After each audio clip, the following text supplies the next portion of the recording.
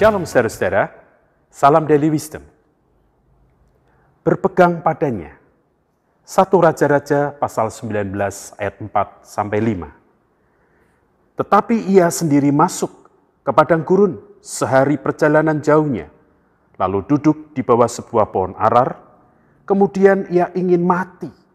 Katanya, cukuplah itu, sekarang ya Tuhan ambillah nyawaku, sebab aku ini tidak lebih baik daripada nenek moyangku.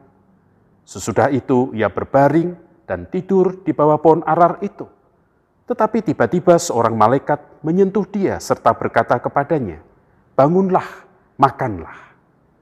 Saudara-saudara dikasihi Tuhan, tidak ada seorang pun yang tidak ingin memiliki masa depan. Setiap orang menginginkan masa depan. Masa depan anak-anaknya, masa depan keluarganya, masa depan dirinya, masa depan karirnya, masa depan usahanya.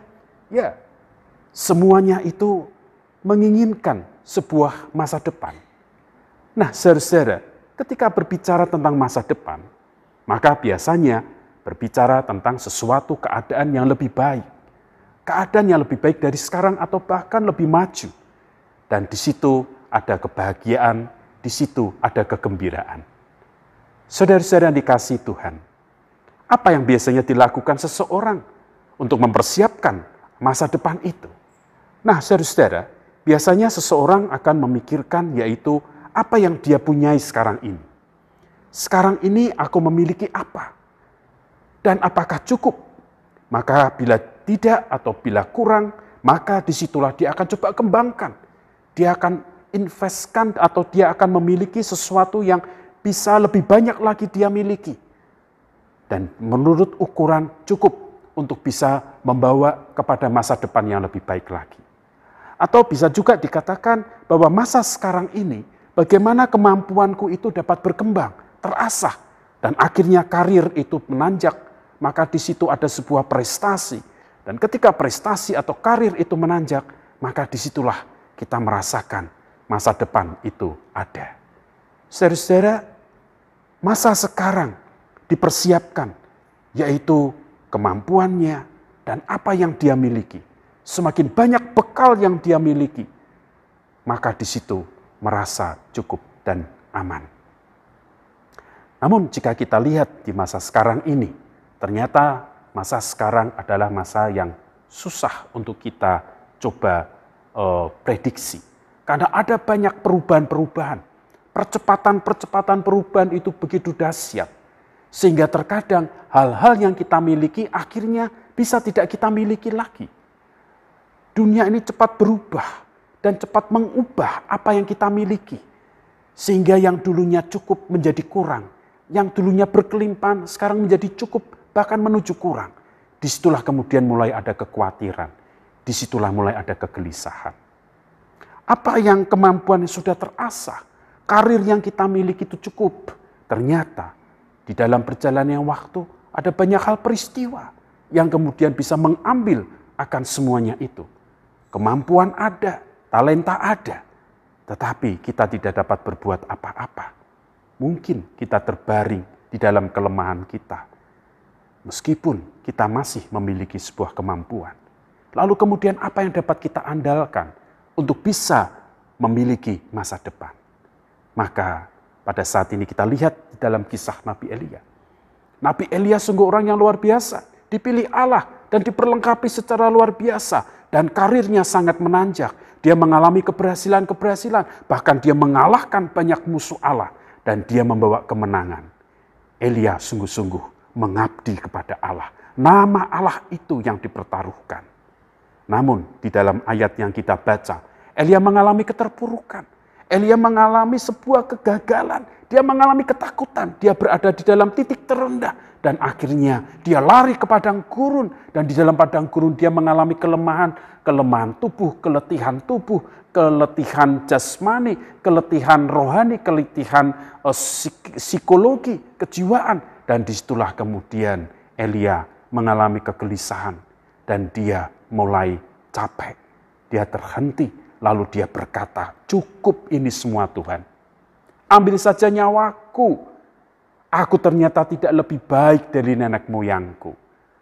Keberhasilan-keberhasilan yang sudah dicapai oleh Nabi Elia, Elia kemudian melihat hal itu ternyata tidak menjamin untuk dia bisa menuju ke masa depan yang baik. Maka dia merasa, cukup Tuhan, ambil saja nyawaku, dah berhenti. Aku cukup dah menjalani keberhasilan, aku cukup sudah mengabdi kepadamu. Elia putus asa. Namun di dalam keputusasaan itu, di mana pada saat itu Elia tertidur, Allah hadir, menghadirkan dirinya dalam rupa malaikat. Lalu kemudian berkata kepada Elia, bangunlah, makanlah. Elia bangun, makan. Dan tercatat di dalam Alkitab, 2 kali Allah hadir dan berkata, bangunlah, makanlah. Apa yang terjadi, saudara-saudara? Nabi Elia tidak mati.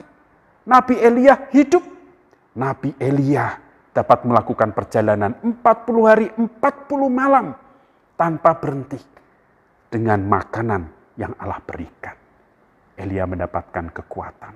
Dan disitulah Elia akhirnya bisa melakukan kehendak Tuhan sampai kemudian akhirnya dia terangkat ke surga. Saudara-saudara, apa yang dapat kita pelajari dari sini? Yang pertama, jangan pernah kita merasa cukup nyaman dengan keberhasilan-keberhasilan kita. Karena terkadang ketika kita bersandar dengan keberhasilan itu tidak dapat menjamin masa depan kita.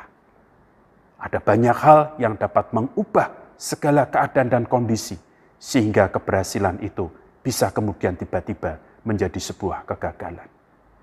Dan yang kedua, saudara-saudara, kita melihat jangan terlalu berfokus ke depan sehingga akhirnya kita tidak siap dengan perubahan-perubahan di masa sekarang. Jika kita terlalu melihat ke depan tanpa melihat keadaan dan perubahan ini, maka kita menjadi orang yang akhirnya merasa hidup itu sia-sia dan tidak berani kemudian menjalani hidup di masa depan. Hidup menjadi pesimis, hidup menjadi skeptis karena merasa berpikir jauh-jauh ngapain. Segala sesuatunya akan cepat berubah. Disitulah kita tidak siap dengan perubahan. Kita tidak mudah fleksibel dengan kegagalan-kegagalan. Dan saudara-saudara di sini, maka apa yang harus kita lakukan? Dari apa yang dikerjakan Allah, bangunlah, makanlah. Maka memiliki sebuah pesan. Pesan yang pertama, Allah tidak pernah meninggalkan kita. Allah hadir dan mengetahui kebutuhan kita. Allah tidak membawa kita kepada kematian. Allah membawa kepada kehidupan. Oleh sebab itulah, maka setitik rendah apapun yang kita jalani, yang kita alami, seterpuruk apapun keadaan dan kondisi kita, sadarilah Allah sedang memelihara dan sedang memberikan makanan-makanan untuk diri kita. Maka kita tidak boleh berputus asa. Maka kita perlu berpegang kepada Dia. Kita perlu memandang kepada Dia. Karena Dia Allah yang hidup itu selalu menyertai dan selalu melayani supaya kita hidup untuk kemuliaan namanya. Dan yang kedua, pesan apa yang Allah berikan? Yang Allah berikan yaitu Allah memiliki rancangan-rancangan yang terbaik di dalam rancangan-rancangan yang kita rancang. Kita memiliki rancangan-rancangan. Dan Allah izinkan itu. Namun Allah membackup dengan rancangan-rancangan yang terbaik. Sehingga ketika rancangan itu yang kita rancang itu mengalami kegagalan, kita merasa terpuruk. Janganlah kita menjadi orang yang merasa gagal. Karena kita sedang ada di dalam rancangan Allah yang terbaik. Oleh sebab itu, kita jangan gentar. Kita tetap terus memandang Dia dan berpegang padanya. Karena rancangan yang terbaik itu membawa kepada kebahagiaan. Nah, saudara-saudara dikasih Tuhan, bagaimana kondisi saudara-saudara dalam menjalani tahun 2022 ini? Sesiap apa yang saudara-saudara akan lakukan dalam menjalani tahun 2022 ini? Saudara-saudara, tetaplah berpegang kepada Dia.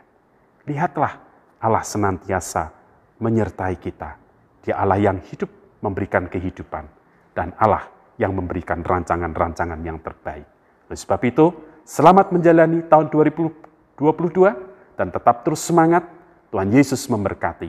Salam dari Wisdom.